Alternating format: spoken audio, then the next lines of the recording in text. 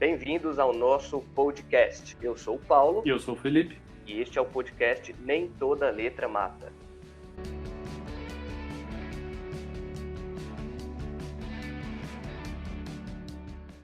Bom, como primeiro episódio, é conveniente que nós nos apresentemos para vocês. Como eu disse, eu sou o Paulo Vitor.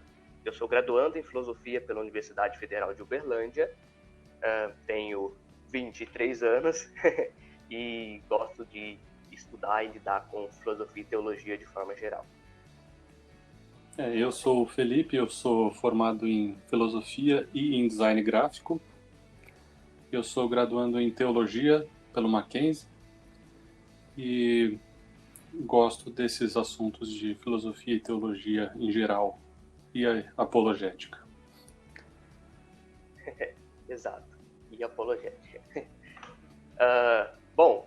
Como primeiro podcast, né, Felipe? Conta pra gente um pouquinho de onde que a gente, ou mais especificamente você, que foi o mentor desse nome, eu apenas concordei, de onde que você tirou essa referência do nome, qual referência que esse nome possui? A princípio tem muita gente que fala por aí no meio cristão que não se deve estudar teologia e essas coisas mais complexas porque a letra mata. E eles tiram essa frase de 2 Coríntios 3, versículo 6. Quando você vai ler o contexto, você vê que não tem nada a ver com isso, que é um texto sobre a antiga aliança e Paulo está fazendo uma comparação entre a antiga aliança e a nova aliança. A aliança da letra é a antiga e a nova é a do espírito. E a ideia original era chamar o podcast de A Letra Não Mata, só que isso poderia dar uma ideia errada também. Poderia meio que parecer que a gente está indo contra Paulo ou coisa do tipo.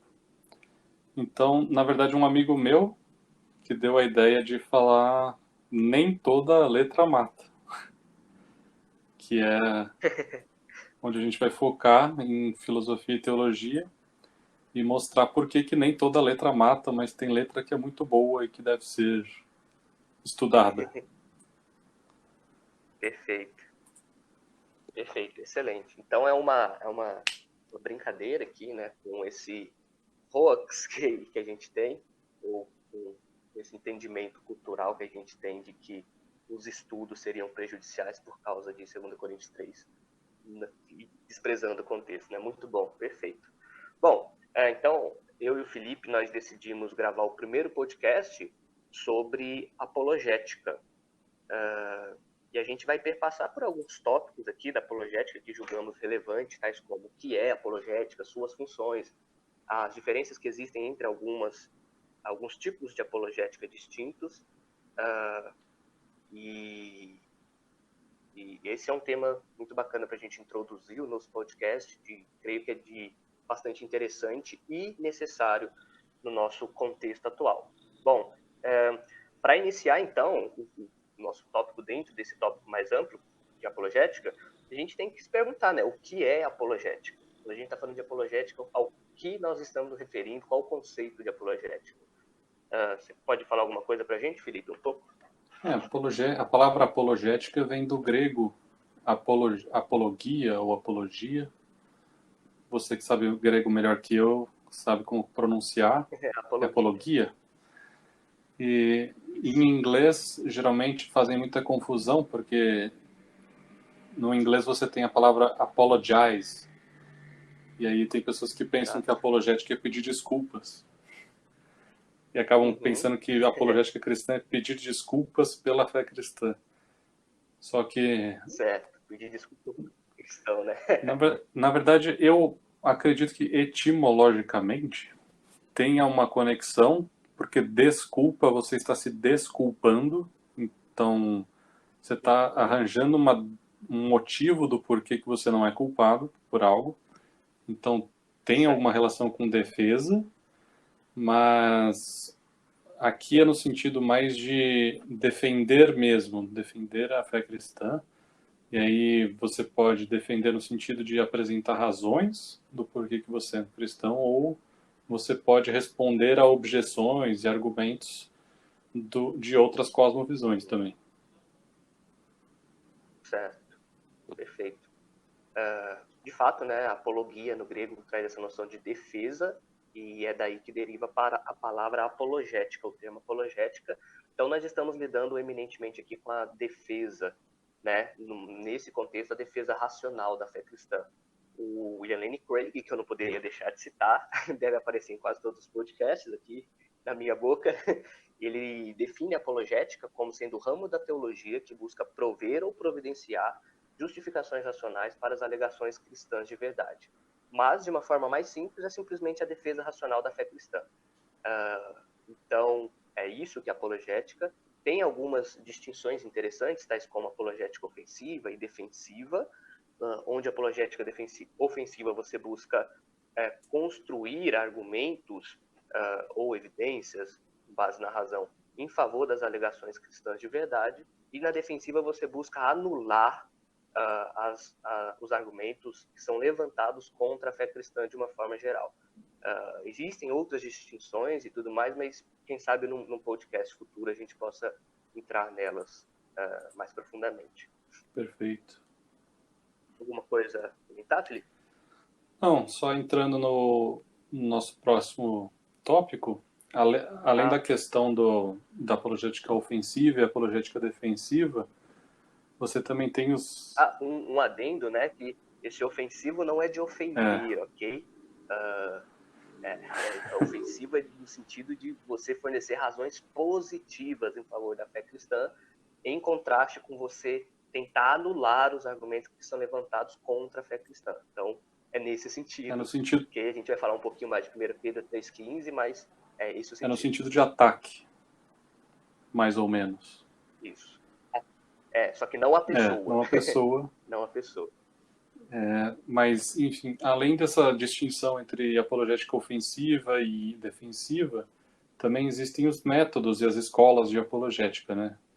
Historicamente, você vai ter a apologética clássica, que está mais associada, por exemplo, a pessoas como Tomás de Aquino, e você vai ter mais recentemente o pressuposicionalismo, que tem as suas ramificações, mas tem mais a ver com o pensamento de Cornelius Van Til, e a evidencialista, que, como o nome já diz, ela busca usar mais a questão das evidências, só que ela é diferente da clássica.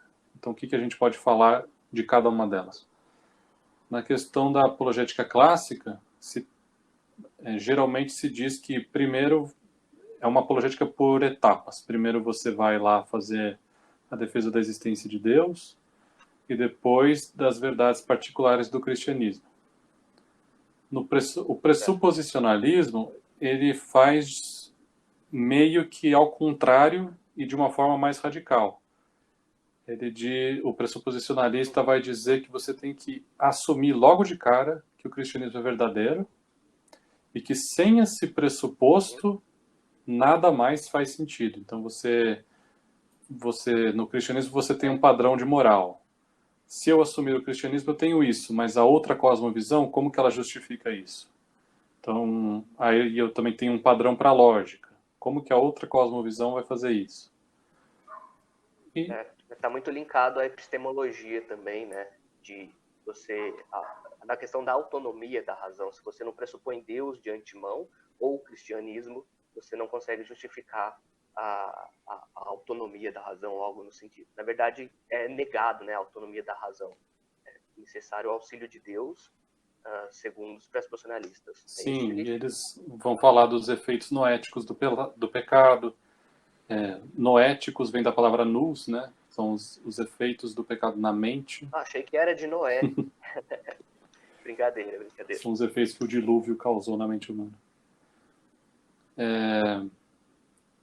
E o evidencialismo, que alguns dizem que é como se fosse a apologética clássica ao contrário, mas só uma etapa da apologética clássica.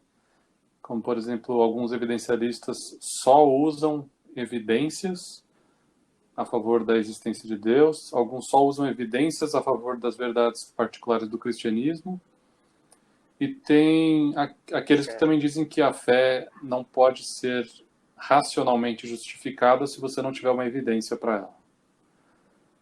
É por isso que o Craig diz que ele não é evidencialista. Ele enfatiza isso bastante quando Certo. esse tópico entra em questão nos podcasts Uhum. dele. Ok, eu acho que ele acaba bebendo muito do Plantinga nessa questão, né? O Plantinga vai trabalhar com essa questão de crenças apropriadamente básicas, que são crenças racionais de se ter, mesmo sem evidências. Sim, E o Craig bebe bastante e tem disso aí. gente que até diz que a epistemologia reformada do Plantinga é uma outra forma de apologética.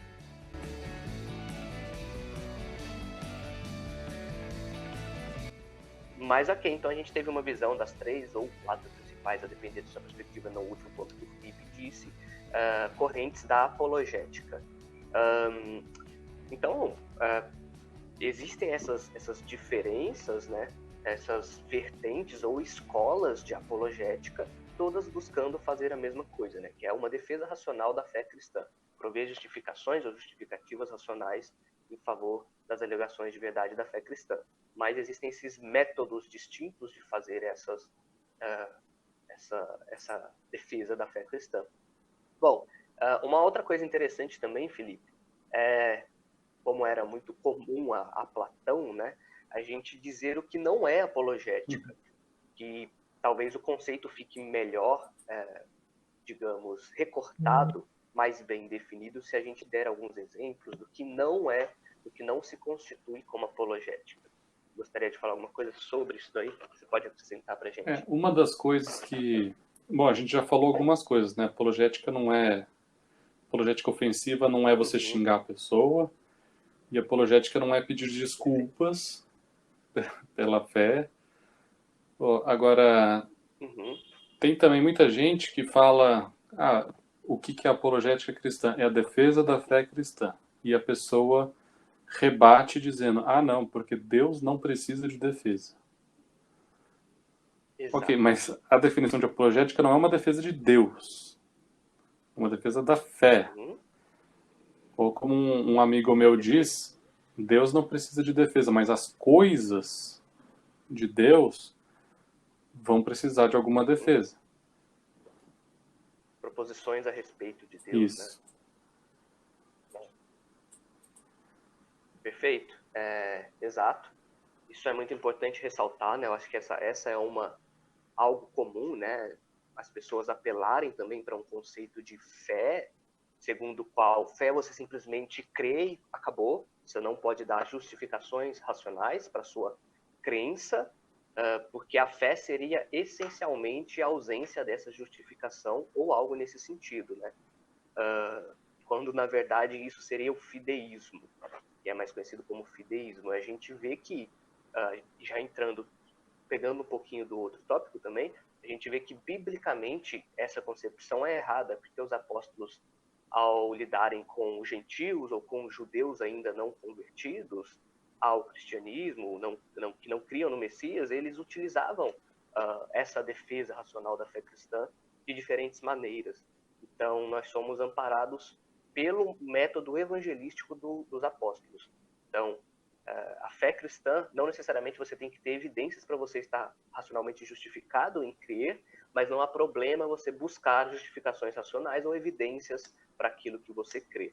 Então, isso é bem importante ressaltar, por causa dessa crença comum aí nas igrejas. Não, você simplesmente acredita. Não, Deus nos dotou de razão, Deus não quer que nós coloquemos os nossos cérebros num bolso e esqueçamos ele e simplesmente não utilizemos nossa razão. Enfim, Deus nos deu a razão e, portanto, é de se esperar que ele deseje que nós façamos bom uso daquilo que nós temos de melhor, digamos assim, enquanto nos diferencia dos demais seres vivos, né?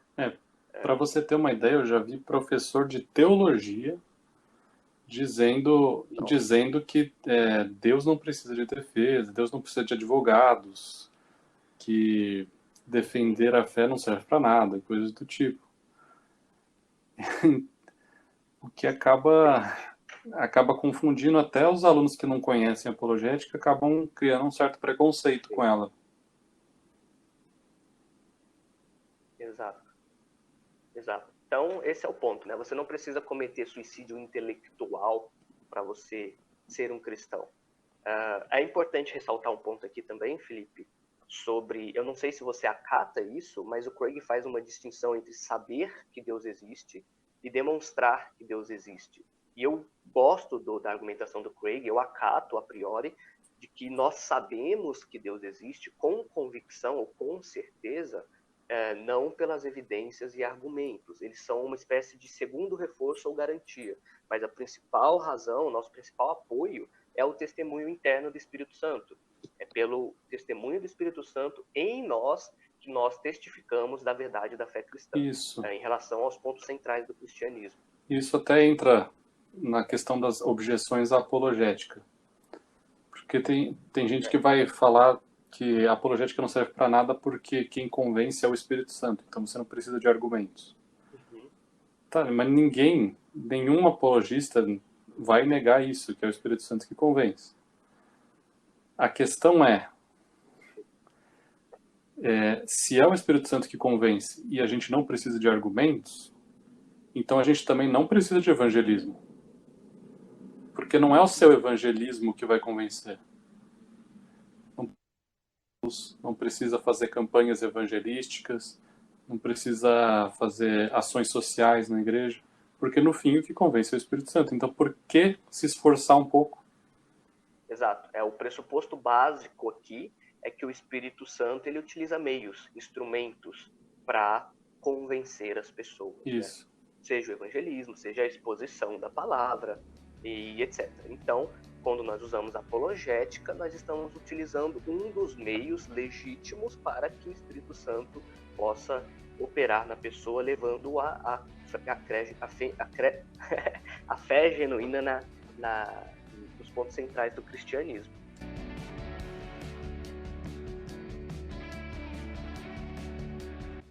E nós temos base bíblica para isso, né? Não é só um arrazoado, lógico e racional, mas como também a gente vai ter Romanos 8,16, né? O próprio Espírito testifica ao nosso Espírito que somos filhos de Deus. Tem passagens em 1 João nesse sentido. Enfim, nós temos algumas bases bíblicas sustentando esse ponto de que a obra central é a do Espírito Santo. E também dados bíblicos mostrando que o Espírito Santo se utiliza de meios, de instrumentos, e isso não precisa nem adentrar com mais especificidade. Se você pegar linkando, né, a questão das objeções com as justificativas bíblicas. Já pode entrar nisso daí de uma vez. Muita gente vai dizer que não se deve usar apologética porque você acaba entrando em debates ou discussões, e Paulo adverte contra debates e contra discussões. Mas quando você vai para o livro de Atos, a coisa que mais acontece ali é debate e discussão. Você tem passagens de Paulo entrando na sinagoga e o texto diz que ele debateu as escrituras com os líderes judeus. Você tem passagens de Apolo debatendo, se não me engano, em Atos 8.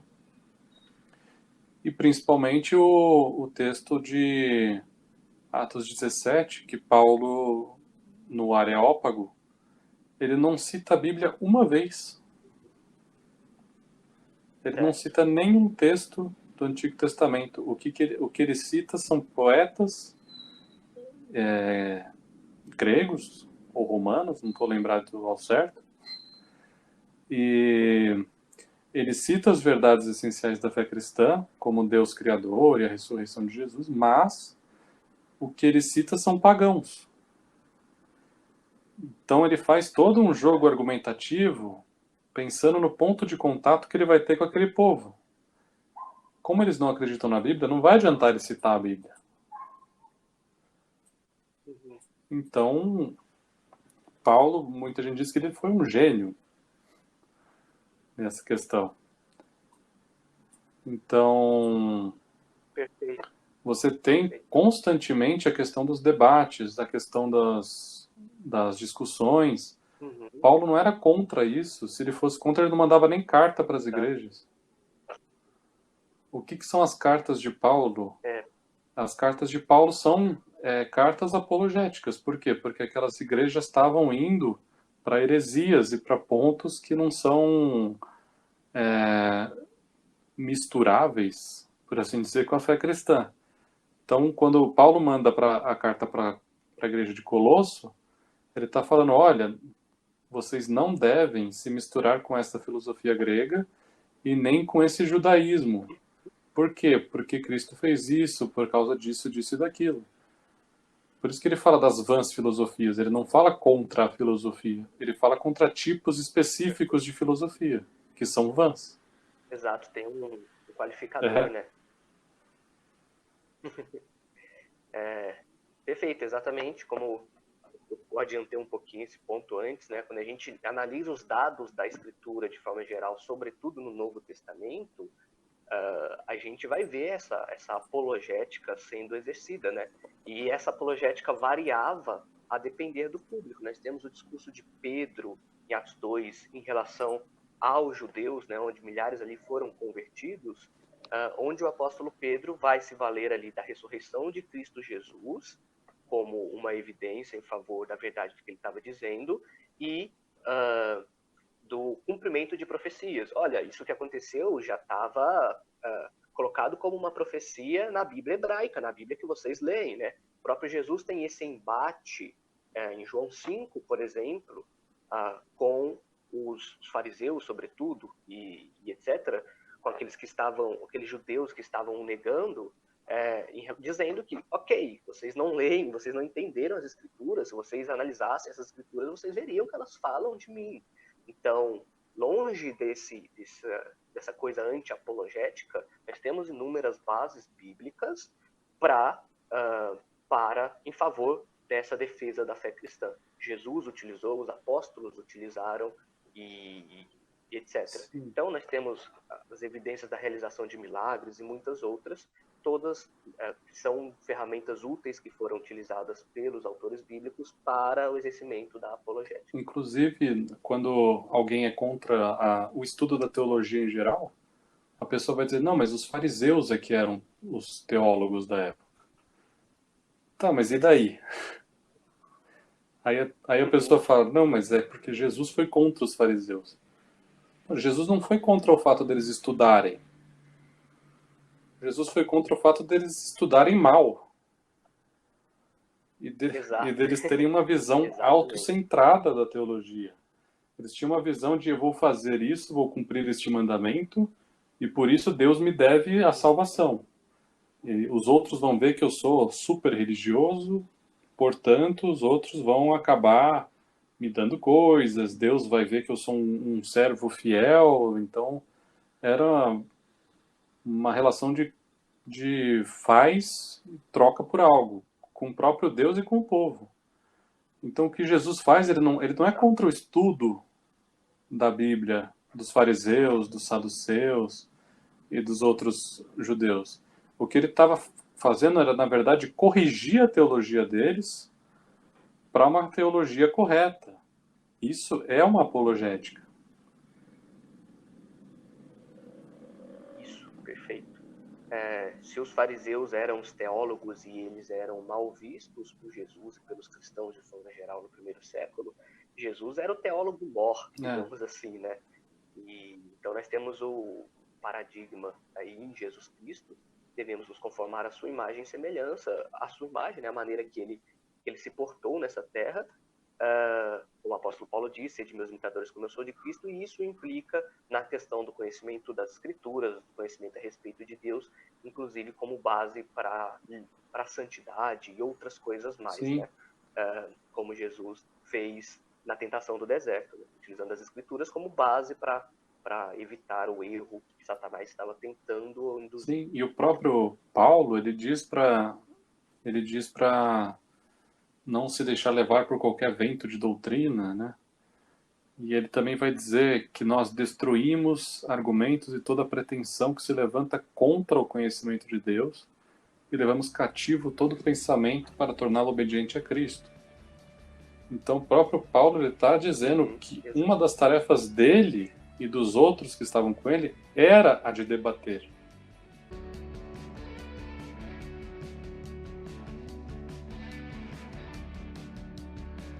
Então, Felipe, além desses dados gerais, que nós damos uma revisada, um en passant aqui, nós temos um alegadamente texto prova da apologética é tipicamente dito, né, que é o texto prova da apologética. O próprio Craig, que é considerado por muitos um dos ou o maior apologista contemporâneo, cita esse texto sempre quando quer mostrar a validade da apologética, biblicamente falando, e seria legal a gente invocar ele aqui. Sabe qual texto eu me refiro, né? Sei, 1 Pedro 3,15, Pode falar aí. que diz... deixa eu ler o texto inteiro. Antes, santifiquem Cristo como Senhor no coração, e estejam sempre preparados para responder a qualquer que lhes pedir a razão da esperança que há em vocês. Aqui a tradução do para responder, ele vem da palavra apologia, que a gente falou no começo. Então tem algumas traduções em inglês que traduzem para estejam always be prepared to defend, to make a defense. Para fazer uma defesa sempre que alguém lhes pedir a razão da esperança que há em vós. Exato. O grego é muito claro aqui. Você está me escutando, Felipe? Porque, então, o grego é muito claro aqui, né? Ai, pros, apologia, pante. Oi? Agora sim. Está me escutando?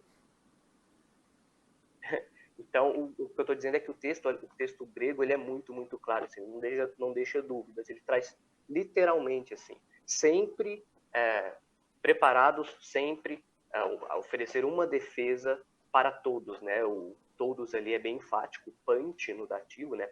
Vem de pandemia, vem do paz, do panta, e etc., que traz esse significado de todo.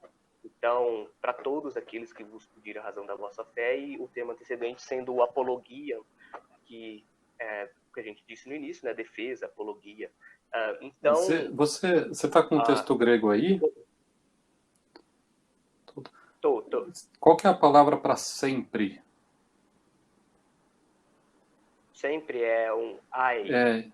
Não sei isso. exatamente a pronúncia, mas é um ai. Se não me engano, ela significa em todas as circunstâncias. Por isso que é traduzido para sempre. Mas eu acho que em todas as circunstâncias é mais enfático, porque tem gente que diz que aqui Pedro estava numa circunstância em particular e de perseguição e tudo mais, e por isso não se aplica para apologética. Mas como ele fala para você estar sempre preparado, em todas as circunstâncias estar preparado para fazer uma defesa, então o princípio desse texto se aplica em outros contextos também. Exato, perfeito. Segundo o Strong, traz esse sentido mesmo, né, de sem cessar, perpetuamente, em todas as ocasiões, e em cada ocasião, exato.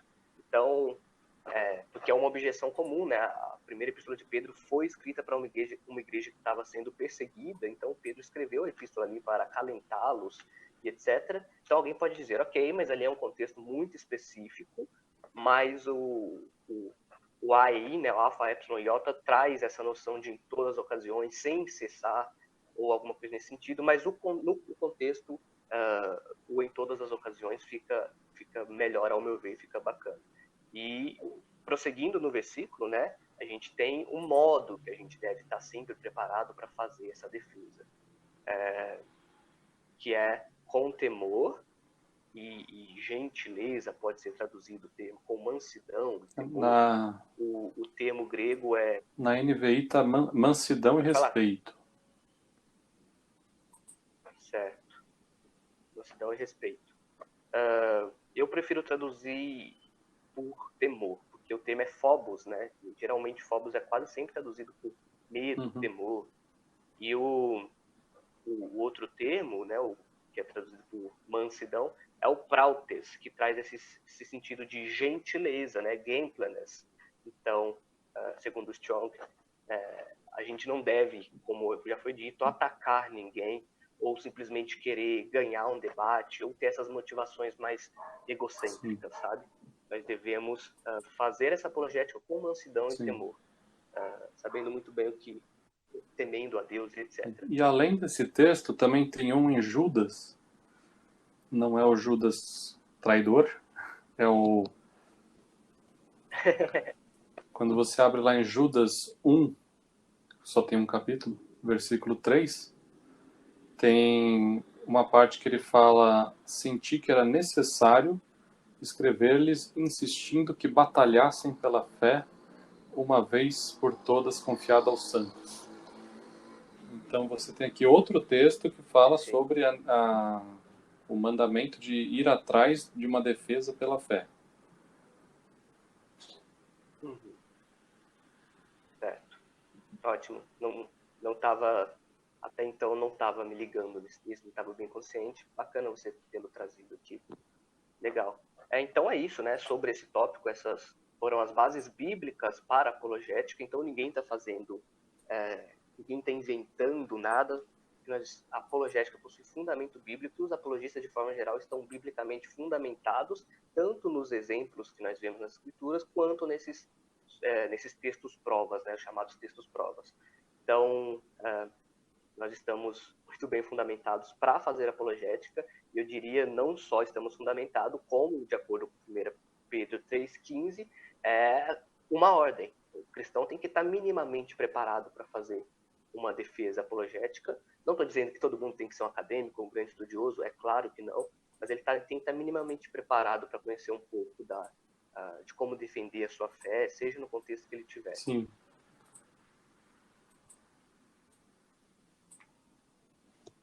Ok, então, Felipe, passando para um último tópico, né? É importante a gente falar sobre as finalidades ou as funções da apologética, ou em um português mais simples, para que serve a apologética, né? Além de defender a fé cristã, que é óbvio, já está no conceito, quais outras finalidades ou funções da apologética nós podemos aduzir aqui? Tem duas principais, né? Que são o fortalecimento da fé do cristão como indivíduo e também o moldar a cultura. Então, agora a gente pode desembrulhar um pouco cada uma. Certo. Eu acho interessante você trazer essa questão do moldar a cultura, né? Porque geralmente as pessoas podem dizer que elas talvez não precisem tanto da apologética quando elas vão evangelizar e tal. Não se faz tão necessário em algumas circunstâncias. Mas essas pessoas, como diria o Craig, né, elas estão um pouco míopes, porque a apologética tem uma tarefa, uma função, uma finalidade muito mais ampla, que é a finalidade de moldar a cultura para que a cultura ela seja um pouco mais... como eu posso me expressar aqui? Que o cristianismo seja mais culturalmente palatável para as pessoas, digamos assim. No sentido de que a cultura é sempre o background, com base no qual a gente vai filtrar as informações que nós escutamos.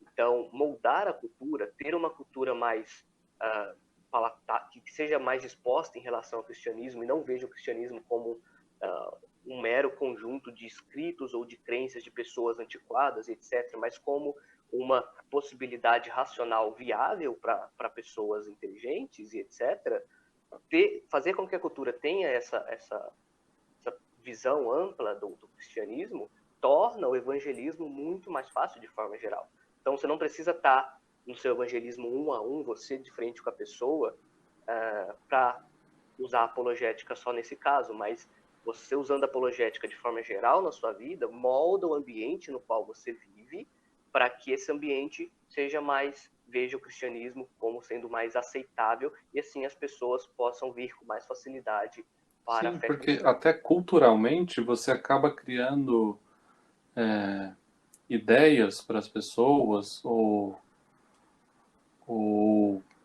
pressupostos que acabam servindo mais fácil de ponto de contato na hora do próprio evangelismo. Então, quando você usa a apologética para moldar a cultura, você acaba até facilitando o trabalho de quem não usa apologética.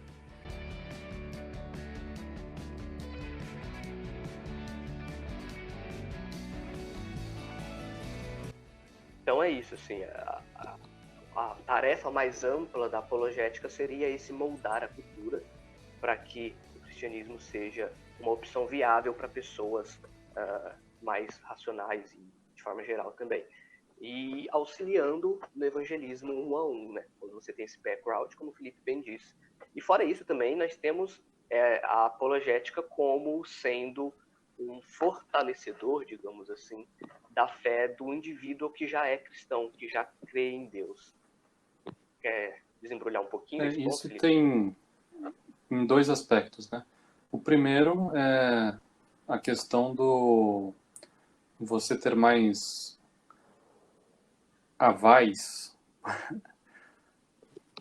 Aval no plural é avais, né? Você, você, Creio que sim. Isso que dá ficar lendo só em inglês. Quando você lê no português... mas a gente pode colocar garantias pessoais. Certo. Um número maior de avais Background. que te justifica racionalmente crer no cristianismo, além de poder fortalecer a confiança em Deus. Porque, por exemplo, você tem lá no Salmo 146, um salmo que fala muito de não confiar em príncipes, não confiar em meros mortais, porque eles são espíritos que voltam ao pó, mas é feliz aquele que busca o auxílio do Deus de Jacó, que é o Deus que fez os céus e a terra e o mar. Então, quando você tem esses seus avais ou essas suas garantias de que Deus realmente é o Criador dos céus e da terra, isso vai fortalecer a sua confiança nele, porque um Deus que fez isso tem poder para fazer muito mais coisa na sua vida. Certo, perfeito. Exatamente. Então, talvez a pessoa, num estudo mais sistemático da teologia, conheça os atributos de Deus, tais como onisciência, onipotência, etc., mas não tenha tanta convicção de que Deus de fato existe, né? Então, você precisa desses dois lados, né? Você precisa ter uma convicção de que Sim. Deus existe para que você consiga confiar em Deus e ver esses atributos operando na sua vida Sim. pragmaticamente falando. Nesse sentido, Então, e eu, pode falar. não, eu só queria dizer que eu particularmente testemunho disso, do quão a apologética ela é útil na vida no dia a dia, em você saber, não, eu tenho boas razões para crer no que eu estou crendo, não é meramente algo emocional, não estou simplesmente indo com a corrente, sabe? Eu estou justificado racionalmente em crer nisso e muito bem justificado.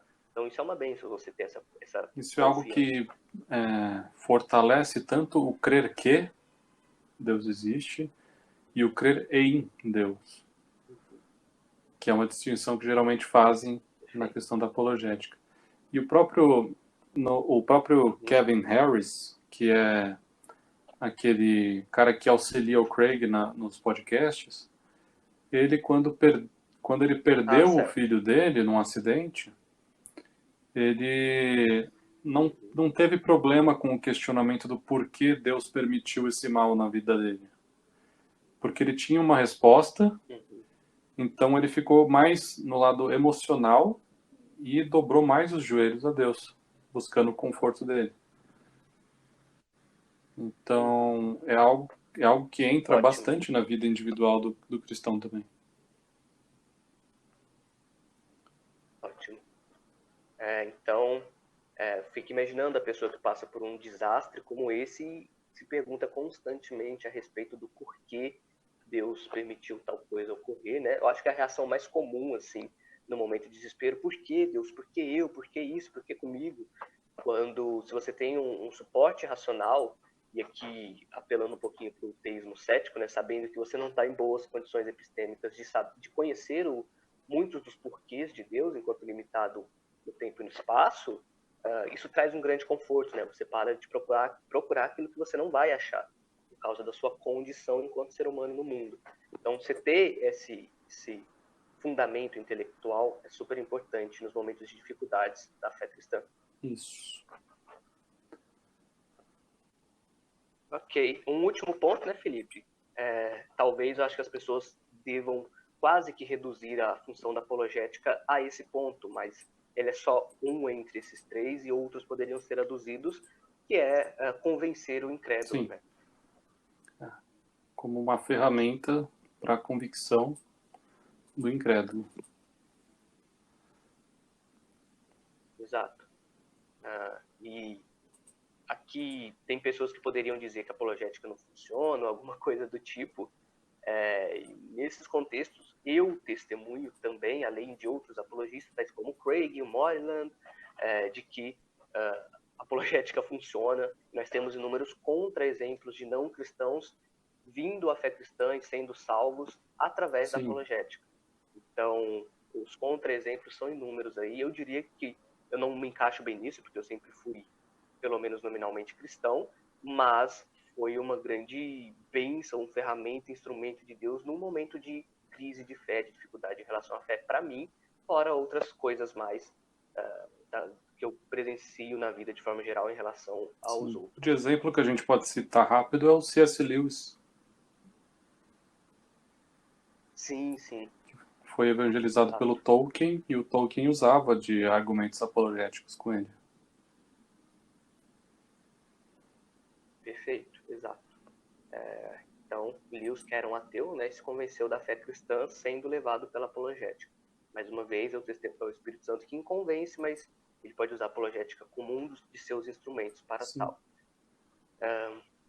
Então, quer acrescentar mais algo, Felipe? E nós temos 3 minutos e meio. Ok. Então, para finalizar mesmo, creio que a gente passou por alguns tópicos relevantes, deu para introduzir bem o tema da apologética. A gente poderia certamente desembrulhar mais coisas, é claro, mas quem sabe no futuro podcast. Mas, de forma geral, acho que a apologética ficou bem esclarecida aqui, objeções foram respondidas, bases bíblicas foram dadas, as funções da apologética foram estabelecidas, ou dadas algumas delas.